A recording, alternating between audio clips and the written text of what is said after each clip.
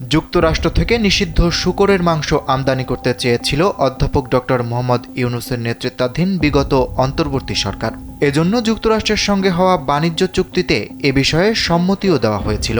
অথচ দেশের আমদানি নীতি আদেশ 2021 থেকে 2024 অনুসারে যে 26 ধরনের পণ্য নিষিদ্ধ, তার মধ্যে অন্যতম হল শূকর ও শূকরজাত সব পণ্য।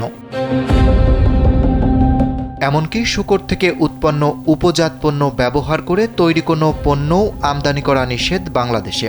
এটি নিষিদ্ধ হওয়ায় এই পণ্যের বাণিজ্যিক কোনো চাহিদা ও উৎপাদন দেশে নেই। জীবন অবাক না করলে কে করবে? 28% মিল্ক ফ্যাটের অবাক করার সাথে ফ্রেশ মিল্ক পাউডার। জীবন অবাক করুক প্রতিদিন। তাই ব্যক্তি উদ্যোগে কোথাও কোথাও উৎপাদন হলেও সরকারি পর্যায়ে এই পণ্যের চাহিদা বা উৎপাদনের পরিমাণের কোনো তথ্য নেই। এরপরও ডক্টর ইউনূসের অন্তর্বর্তী সরকারের শেষ সময়ে তড়িঘড়ি করে করা হয় এই বাণিজ্য চুক্তি, agreement on reciprocal trade ART।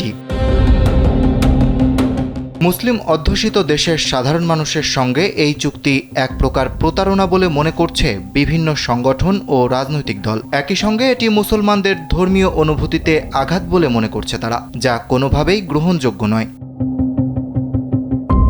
শুধু শূকরের মাংসই নয়, দেশে পর্যাপ্ত উৎপাদন থাকা সত্ত্বেও গরু, মুরগি এবং ডেইরি সহ বিভিন্ন ধরনের মাংস আমদানি উন্মুক্ত করতে উল্লিখিত চুক্তিতে বাংলাদেশের জন্য অনেকগুলো শর্ত রেখেছে যুক্তরাষ্ট্র, যা মেনেও নিয়েছে সরকার।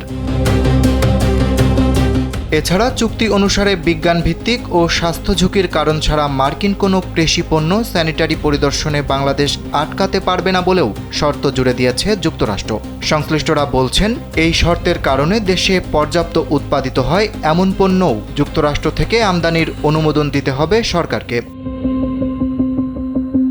এছাড়া দেশে সংখ্যাগরিষ্ঠতার ভিত্তিতে ধর্মীয় কারণে যেসব পণ্য নিষিদ্ধ, তার অনুমোদনও দিতে হবে, যা একদিকে দেশের বাজারকে প্রভাবিত করতে পারে, অন্যদিকে ধর্মীয় উত্তেজনা তৈরি করতে পারে।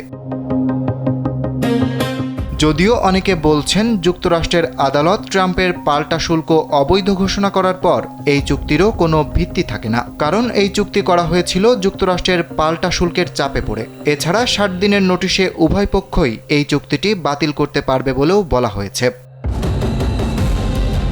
অরিত্র বাসু, কালবেলা।